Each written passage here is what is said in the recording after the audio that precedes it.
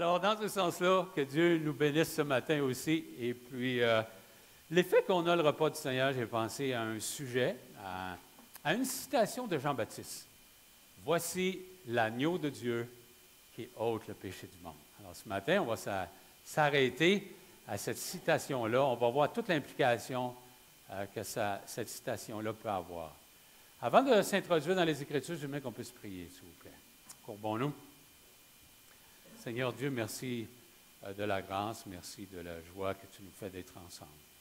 Merci parce que c'est toi qui nous as fait un super cadeau, le Saint-Esprit, les fruits de l'Esprit, le fruit même, qui est utilisé dans Galates, puisqu'on peut avoir la joie, la patience, la bénignité et l'amour.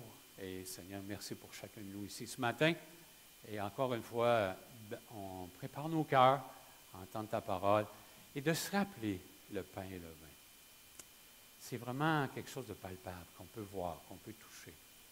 Et Seigneur, merci parce qu'il existe depuis ton départ. Alors, ça fait au-dessus de 2000 ans que de génération en génération chrétienne, on se passe ce message. Merci. Amen. Amen. Alors, si vous voulez tourner avec moi dans Jean, chapitre 1. Jean, chapitre 1, verset 29.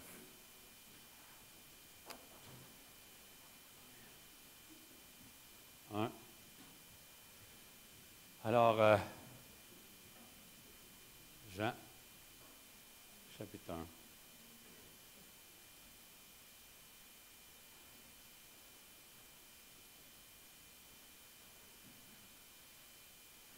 Verset 29. J'aimerais qu'on puisse lire à partir du verset 25. Ils lui firent encore cette question. « Pourquoi donc baptises-tu » Il parle à Jean-Baptiste. « Si tu n'es pas le Christ, ni Élie, ni le prophète. » Jean leur répondit, « Moi, je baptise d'eau, mais au milieu de vous, il y a quelqu'un qui vous ne connaissez pas, qui vient après moi. Je ne suis pas digne de délier la courroie de ses souliers. » Ces choses se passèrent à Béthanie, au-delà du Jourdain, où Jean baptisait. Le lendemain, il vit Jésus, Jean-Baptiste, venant à lui et lui dit, « Voici l'agneau de Dieu qui ôte le péché du monde. C'est lui dont j'ai dit, après moi vient un homme qui m'a précédé, car il était avant moi. » Alors, c'est très intéressant de voir que c'est dans ce contexte-là que Jean-Baptiste fait cette citation. « Voici l'agneau de Dieu qui enlève le péché du monde. » Le premier point que j'aimerais, c'est de relier ça à l'Ancien Testament. Okay? Parce que nous, pour nous, en tant que Québécois, ça n'a pas de sens nécessairement, mais il y a un lien directement avec l'Ancien Testament au niveau des sacrifices d'agneaux. Si vous lisiez un peu, vous avez eu déjà l'occasion de vous intéresser au temple, au sacrifice, bien, c'était très important. Et puis même lorsqu'il y a eu la sortie, souvenez-vous, l'agneau pascal, lorsqu'il y a eu la sortie de l'Égypte, c'était des éléments, c'était des points très importants. Il fallait que tu connaisses l'Ancien Testament pour saisir et comprendre cela. Imaginez, là, Jean-Baptiste est là, il y a des Juifs alentour de lui, puis il dit, « Voici l'agneau de Dieu qui ôte le péché du monde. » Pour les Juifs qui étaient alentour, qui connaissaient l'Ancien Testament, ça devait être spécial quand même, celui. Et c'est pour ça que c'est très intéressant aussi, dans le temple, on sacrifiait un agneau, au moins 2 agneaux par jour, un le matin et un le soir. Imaginez, là, sur 365 jours, comment ça faisait des agneaux. Ça devait être, le sang devait couler. C'est incroyable. Et puis, ce qu'on peut voir quand même, c'est que ce lien-là est très important de l'Ancien Testament. Il faut voir vraiment que ça a le rapport avec l'agneau qui était sacrifié justement pour enlever leur propre péché. Nous, on ne comprend pas ça. Même moi, pendant des années, j'ai été élevé catholiquement. Dans le contexte de la messe, il y a un moment où on se frappe. Vous savez, c'est quoi? Qu'est-ce qu'on fait? Oui, c'est quoi? Qu'est-ce qu'on dit, Roger? Mea culpa, hein, c'est ça? Puis j'ai jamais compris pourquoi on faisait ça. Hein? Mais il est clair que ça a rapport avec ce qui est ici dans l'Ancien Testament. OK? On veut vraiment, c'est l'agneau de Dieu qui ôte le péché du monde. Et dans l'Ancien Testament, il y avait des sacrifices justement pour enlever le péché. Mais c'était toujours temporaire. Tous ces sacrifices-là étaient temporaires. Vous savez, moi, je n'ai pas été élevé sur une ferme. Je ne sais pas, je n'ai pas connu les animaux. Je ne connais pas ça, moi, tuer des animaux. OK? J'ai essayé de tuer des poules une fois avec ma femme. OK? Parce que Marie vient d'une famille, Denis est là, ils sont habitués de tuer leurs propres animaux. Puis juste de tuer une poule, j'ai abandonné. OK? J'avais l'impression que je la torturais plus que je la tuais. OK? Alors, vous savez, pour tuer les poules, si je ne me trompe pas, on les attache. Et puis, mon beau-père, c'est un spécialiste de la poule. Il rentrait le couteau dans la gorge de la poule pour que le sang coule. Pourquoi ça? Parce que pour que ça prenne du temps, pour que tant que la poule est chaude, qu'est-ce que ça fait? On peut enlever les plumes. Si la poule devient froide, là, c'est plus enlevable, il faut mettre ça dans l'eau chaude. Je ne sais pas si vous avez déjà. Alors, j'ai appris comme ça. Mais j'ai essayé de le faire, mais je n'ai pas été capable. Ma femme, elle a terminé le travail pour moi. J'étais trop faible. Je n'ai pas été élevé. Imaginez, les Lévites, c'était eux qui étaient responsables de faire ça. Puis, ils fonctionnaient sur des horaires. Je ne sais pas si vous pensez, là, mais tout ça, ça devait sentir drôlement les animaux là-dedans. Je ne veux pas vous dire les mots que je peux utiliser, là, mais ils devaient sentir ça de loin même. Mais tout ça, ça avait toujours rapport avec le péché. Puis c'était toujours temporaire. Maintenant, quand Jean-Baptiste dit « Voici l'agneau de Dieu qui enlève le péché », ça va être permanent maintenant. Et ça, c'est merveilleux. De plus en plus, on a la religion musulmane au Québec. OK? Et la religion musulmane, elle a une fête qu'on appelle la fête du mouton. Peut-être que vous ne saviez pas. Mais ils sacrifient des moutons. Ça va être probablement des brebis. Nous, on n'est pas habitués à ça. Alors, quand ils le font au Québec, imaginez là, la protection des animaux. Là. J'ai lu un peu l'article là-dessus. Là. Ils s'en tuent des milliers, mais on n'est pas habitué à ça. Et puis, imaginez, le ministère de l'Agriculture, il est pogné là-dedans. Là. Mais pour eux, c'est religieux. Comment on va faire pour arrêter ça? Nous, on n'est pas habitués à ce genre. Ils appellent ça la boucherie à ciel ouvert. C'est juste pour vous dire que... Mais nous, dans leur pays, il n'y a pas de problème. Il n'y a personne qui va poser de questions. Mais nous, au Québec, à une date, ils appellent ça la fête du mouton. Puis là, ils sacrifient des agneaux ou des moutons. Imaginez, on n'est pas habitué à ça.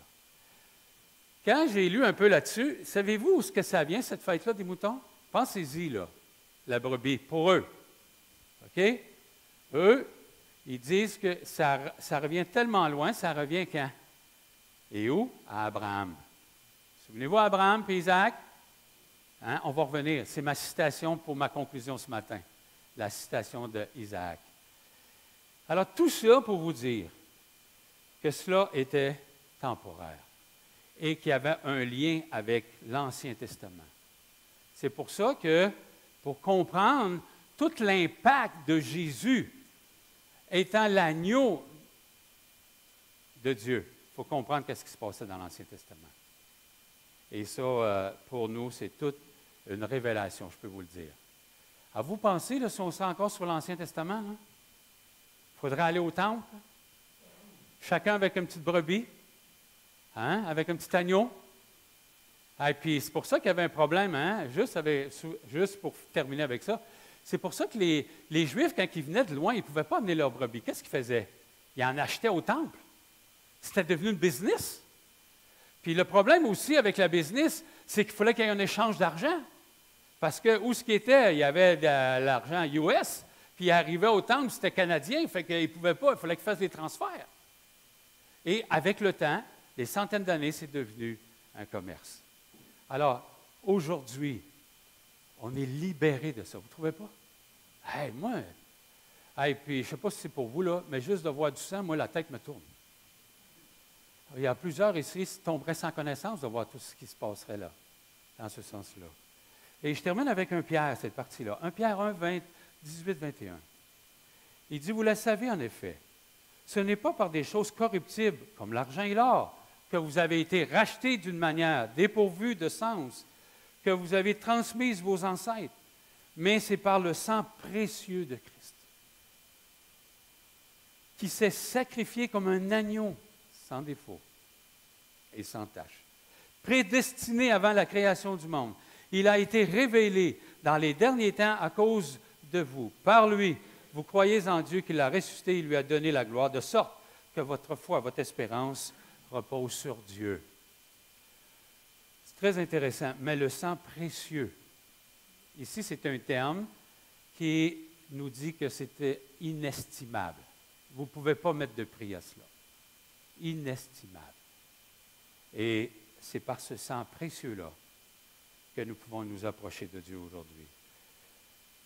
Deuxième point que je voulais vous partager ce matin, c'est le sang de Jésus. C'est une de ces caractéristiques du sang de Jésus, c'est que c'est puissant. Nous, on oublie ça. On prend le pain, le vin ou le jus de raisin, mais on oublie la puissance de cela. Quelqu'un a déjà dit, le sang de Jésus est plus fort que le monde nucléaire. Le sang de Jésus, c'est plus fort que du nucléaire. Ça change des vies, ça change des pays. Et le sang de Jésus est puissant. Et ça, je vais utiliser le mot puissance aujourd'hui. Parce que l'idée de prendre les éléments, souvent avec le temps, on s'habitue. Mais c'est puissant, le sang de Jésus, vous savez. J'ai identifié 3 effets positifs. 3 effets positifs de la puissance du sang de Jésus. Si vous voulez tourner avec moi dans Colossiens 1, 20.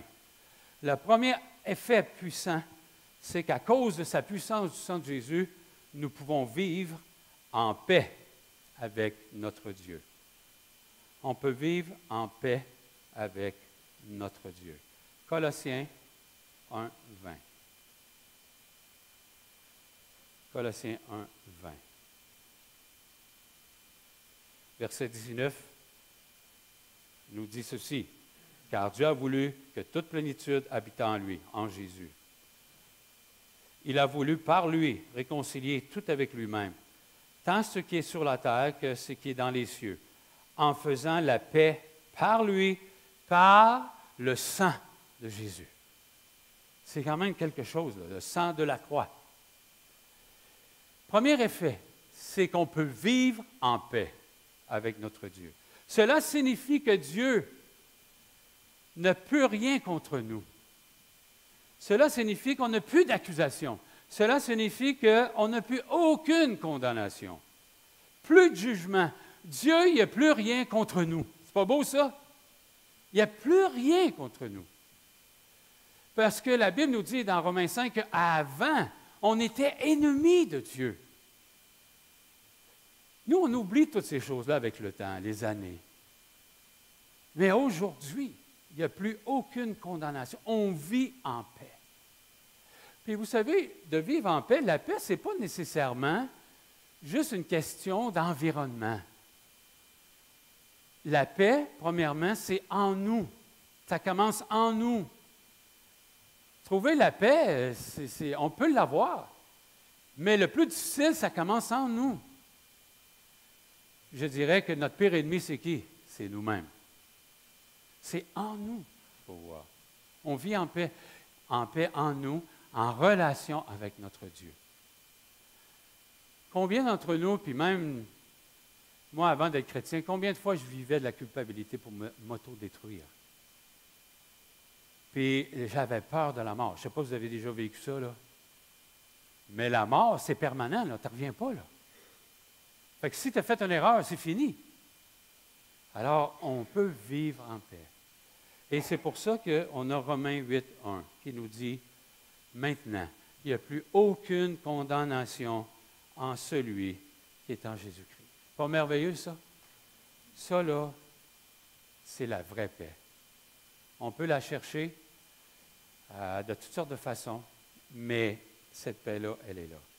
Ce qui signifie aussi Ça me dépasse. C'est que Dieu a de la joie en moi. C'est que Dieu a de la joie pour moi. C'est ça, c'est quelque chose, ça. Regardez bien, Sophonie 3,17, c'est ceux qui parlent à son peuple. L'Éternel, ton Dieu, est au milieu de toi comme un héros qui sauve. Il fera de toi de sa plus grande joie. Il gardera le silence dans son amour. Il aura pour toi des transports d'allégresse. Souvent, on se regarde nous-mêmes et on se dit, hey, Jésus, là, il ne doit pas nous trouver drôles. Ou notre Père céleste ne doit pas jouir de ce qu'on fait. Mais savez-vous que vous lui donnez de la joie? J'y donne de la joie. Ça me dépasse. C'est au-dessus de mon entendement. Pourquoi? Parce qu'on se dit, regarde, le Seigneur, regarde, ça vaut-tu vraiment la peine? Je te donne de la joie. Imaginez. On peut-tu donner de la joie à Dieu? Il me semble qu'il est tout.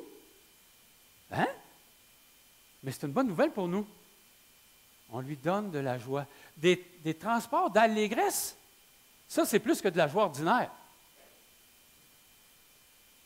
Imaginez, nos enfants nous donnent de la joie.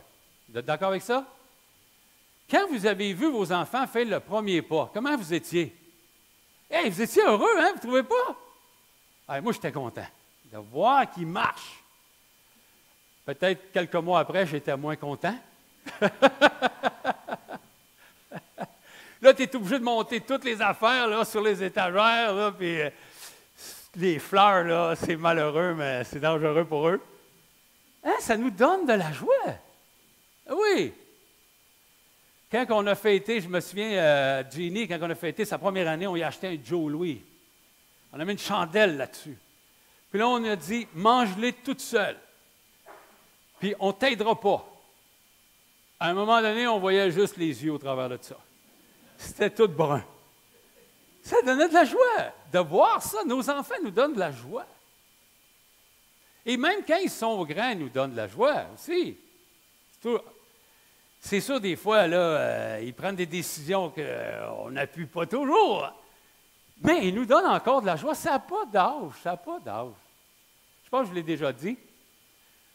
Ma grand-mère, elle est décédée, elle avait 92, puis des fois, j'allais la visiter avec mon père. Mon père avait 70 et plus.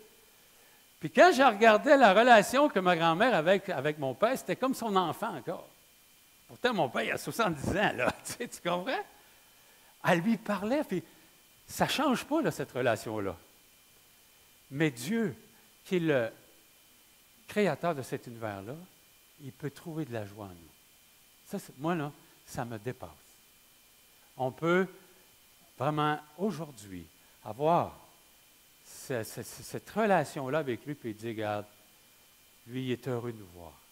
Il est heureux de voir comment on marche. Il est heureux de voir comment, des fois, on prend des fois des mauvaises décisions, mais des fois, on revient sur nos décisions. Alors, c'est le premier effet. Ça a un effet qu'on peut vivre en paix. Moi, je ne connais pas ça, de vivre dans un état de guerre. Je ne connais pas ça. Mais mes frères qui viennent de l'Afrique, qui viennent d'Haïti ou d'ailleurs, je ne connais pas ça, moi, pour me coucher et dire, y a-t-il quelqu'un qui va rentrer dans ma maison? Je ne connais pas ça. Hey, longtemps, on ne barrait pas nos portes au Québec, hein? C'est pas là pour vous, là. Hey, longtemps, moi, je laissais les clés dans mon char. Tu sais, je ne barrais même pas ça. Je ne connais pas ça, moi, la guerre. Je ne connais pas ça, moi, être dans un contexte où je tremble de peur parce qu'il n'y a pas de paix. Je ne connais pas ça. Les balles perdues, je ne connais pas ça. Faire enlever mon enfant, je ne connais pas ça. Mais plusieurs de nos frères, nos sœurs dans d'autres pays, ils connaissent ça. Tu sais, te faire sortir de la nuit de ta maison, puis te faire violer, puis te faire tuer. On ne connaît pas ça. Mais la paix, nous, non, on prend ça pour acquis. Mais c'est important de vivre en paix. Puis la Bible dit, vivons en paix les uns avec les autres, puis dans notre société. Deuxième effet, qui est très important de réaliser, c'est l'effet que son sang est tellement puissant qu'il nous purifie de tout péché. Tournez avec moi dans 1 Jean. 1 Jean. 1 Jean, 1,7.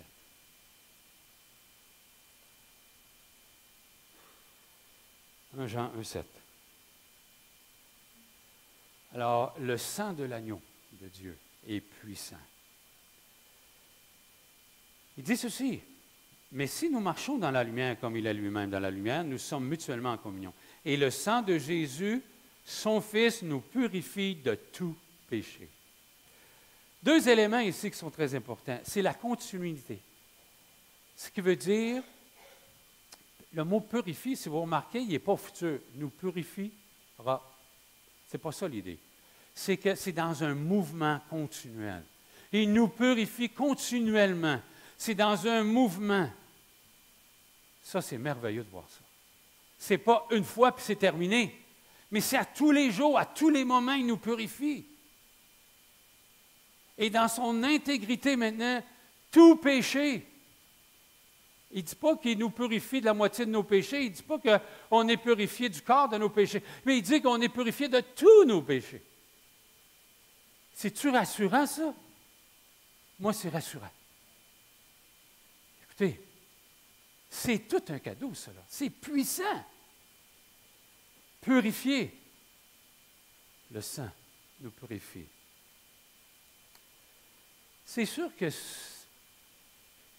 ceux qui croient à la perte du salut n'ont pas la même définition du péché que nous, puis n'ont pas la même définition de l'efficacité du sang de Jésus. Ce qui nous condamne, ce n'est pas nos péchés, c'est notre nature pécheresse. Est-ce que vous voyez la différence? Ce n'est pas nos actions qui nous condamnent. C'est notre nature. Un bananier donne quoi? Des bananes. Un oranger, c'est ça qu'on dit? Oranger, il donne des pommes. Je voulais juste savoir si vous me suiviez. Un pommier va donner des pommes. Un pêcheur, il fait quoi? Il donne quoi? Il donne des péchés. C'est ça qui nous condamne. C'est notre nature. Quand tu crois à la perte du salut, c'est que tu t'accroches à l'action et non à ton ADN. Et c'est ça qui est important. Il faut que tu réalises ça. Et l'efficacité du sang, c'est que Jésus est mort pour tes péchés passés, présents et futurs. C'est ça qui fait la différence. Puis dans la pratique de chaque jour, ce sang, cette puissance est utilisée pour nous purifier continuellement. J'ai rencontré des gens, je me souviens d'un vieux couple qui avait été très longtemps à l'Église catholique, puis qui faisait leur prière. Il y avait une prière qu'on faisait, là, qu'on était enseigné, c'était pour demander pardon. Là, j'oublie, là, je l'avais hier, là, c'était, ah oui, la prière de la contrition. Contrition. Hein? L'acte de contrition. Non? C'est ça. C'est ça. Puis il faisait pareil après devenir chrétien. Puis j'ai dit, si vous l'oubliez un soir, puis vous mourrez, c'est où vous allez aller? Elle dit, on va pas au ciel. Pourquoi? Parce qu'elle ne s'arrête pas, elle ne met pas les yeux où ce qu'il faut, elle met les yeux sur les actions, pas sur sa nature. Elle ne met pas ses yeux sur l'efficacité du sang de Jésus qui nous purifie.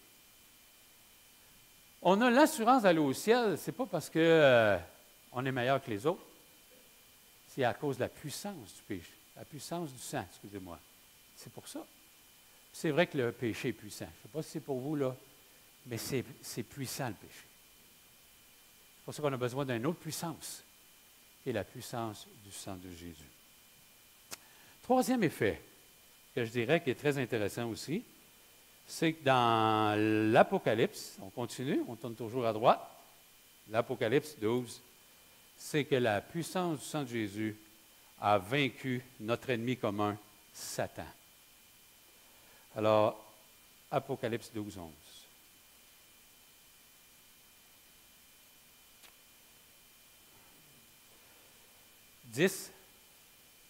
Il dit ceci. Et j'ai entendu dans le ciel une voix forte qui disait, maintenant, le salut est arrivé et la puissance et le règne de notre Dieu et l'autorité de son Christ. Car il a été précipité l'accusateur de nos frères, celui qui les accusait devant notre Dieu nuit et jour. Ils l'ont vaincu à cause du sang de l'agneau, à cause de la parole de leur témoignage. Ils n'ont pas aimé leur vie jusqu'à craindre. C'est pourquoi réjouissez-vous, cieux, et vous qui habitez dans les cieux. Malheur à la terre et à la mer, car le diable est descendu, puis il continue. C'est le sang. Notre ennemi commun a été vaincu par le sang de Jésus. Il faut être puissant pour vaincre notre ennemi. Ça demande une puissance incroyable. Parce qu'on a un ennemi commun. Il ne faut pas se le cacher. Et aussi, ce qu'on doit voir, je réfléchis toujours à 1 Pierre, chapitre 5, quand il dit, le diable cherche qui va dévorer. Il est comme un lion. Il est vivant. Il existe. Maintenant, ce matin, je voulais juste vous parler d'un sujet où c'est quand même un peu glissant. OK? Alors, je m'expose un peu, mais on va voir. Dans 2 semaines, c'est la fête. C'est quelle fête qu'on a dans 2 semaines? L'Halloween. OK? L'Halloween. Vous savez, je veux vous faire réfléchir ce matin, là. Il n'y aura pas de décision là-dessus, mais vous savez, l'histoire de manger des bonbons, là, c'est pas mal en soi, ça. À se déguiser, là, c'est pas mal en soi. OK? Vous savez, puis, hey, je ne sais pas si vous avez déjà vu, mais des fois, là, il y a des maquillages d'une beauté, là. Il y a de l'art, ART là-dedans. Mais dans tout ça, comme dans n'importe quoi, il y a toujours du poison à quelque part. Puis ça, il faut être prudent. Dans cette fête-là, le poison, il est simple. On dépersonnalise Satan et les démons. On est rendu qu'on dit, c'est un bon démon. Un bon diable. On change les définitions de mots. Souvenez-vous, quand on était jeune, on écoutait la sorcière bien-aimée. Hey! Oui, je n'étais pas chrétien dans le temps, mais je ne comprends pas pourquoi. Je comprends que je disais ça, mais je ne comprenais pas ce que je disais. Est-ce qu'une sorcière peut être bonne? Non! Est-ce qu'un sorcier peut être bon? Non! Un démon qui est bon, là, ça n'existe pas. C'est ça que je vais vous dire. Un démon qui est bon, on appelle ça un ange. C'est un ange qui est bon, pas un démon. Satan, là, il ne fait pas de bien. C'est pas vrai, ça. Vous avez entendu toutes sortes d'histoires. Les gens ont prié Satan, puis ils voulaient être riches, puis Satan leur a donné de l'argent. Mais il leur a donné quelque chose, mais pourquoi? Pour reprendre par en arrière. C'est un mauvais maître. Mais là, avec cette fête-là, ils sont en train de nous dire, « Hey, Satan, c'est un bon Jack. Il est gentil. Les démons vont vous protéger. Les démons ne nous protègent pas. Jamais. Maintenant, je veux que vous réfléchissiez, je veux que vous voyez. Puis, ils dépersonnalisent même l'enfer. C'est comme, il y a des gens là, qui font des décorations écœurantes. Hein? Vous êtes d'accord avec ça? Là? C'est écœurant. Mais c'est comme si l'enfer, ça va être le fun. Tu rentres là-dedans, tu vas jouer aux cartes, puis tu vas boire du whisky. C'est pas vrai, ça. C'est pas vrai. Alors, ce que je veux vous amener, faites attention. On n'engagera pas des détectives pour vous suivre. Là. Vous ferez bien ce que vous voulez. Okay? Vous êtes tous ici des adultes vaccinés. On s'entend? Puis moi, je ne suis pas un directeur de conscience. Mais ce que je veux vous dire, faites attention. Qu'on le veuille, qu'on ne le veuille pas, avec le temps, ça nous influence. Vous savez, aujourd'hui, il y a des chrétiens là, qui ne croient même plus à l'enfer. Non, ils ne croient plus. C'est quand même quelque chose. Pourquoi vous pensez qu'ils ne croient plus? C'est qu'ils ne sont pas arrivés un matin et dire hey, là, moi, là, un matin, je ne crois plus que l'enfer existe. Non, ce n'est pas ça. Ça l'a glissé tranquillement. Voyez-vous? Pour dire non, non. On est rendu comme des témoins de Jéhovah. On va être annihilés. Alors, l'ADN de Yves va être détruit et tu ne souffriras plus. Pourtant, la Bible est claire. La souffrance est éternelle. Ce n'est pas temporaire. Mais au travers de cette fête-là, ils veulent nous communiquer, là, ah, c'est pas grave, là, c'est juste des personnages. Non, c'est pas vrai, ça. Satan existe vraiment. Les démons existent vraiment. Puis ce n'est pas des bons amis. Les sciences occultes, là, ça existe, ça. Prier, là, puis adorer Satan, ça existe. Il y a des disciples de Satan, ça existe.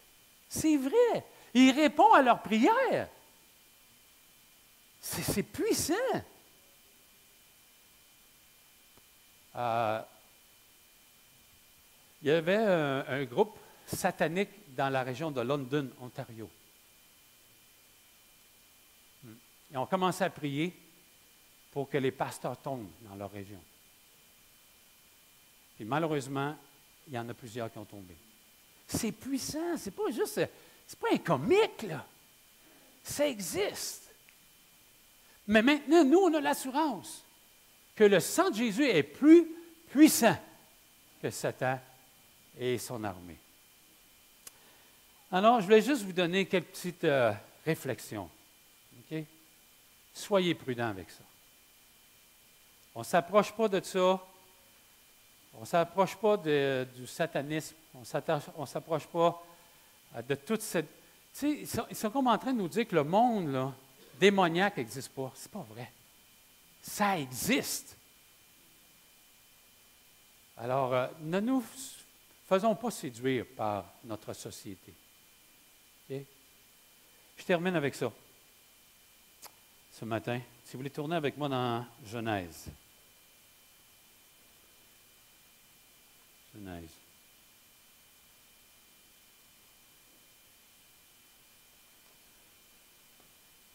Chapitre 2. 22, c'est-à-dire versets 7 et 8.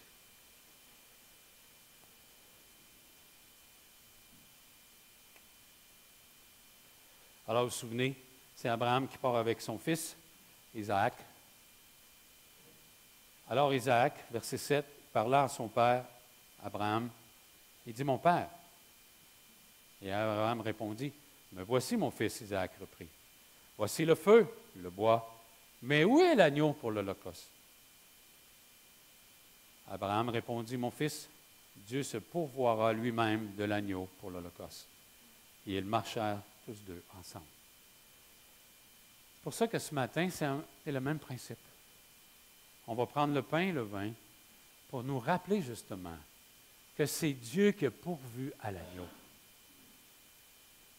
Dieu a pourvu à cet agneau-là. Et ça, on doit se souvenir de ça. Et ce que j'aimerais à ce point-ci, c'est qu'on va aller dans la prière. Puis de remercions le Seigneur pour cet agneau. Que par lui, par son sang, nous avons la vie éternelle et nous avons été réconciliés avec notre Créateur. Alors, je vous invite à baisser la tête, fermer les yeux, s'il vous plaît.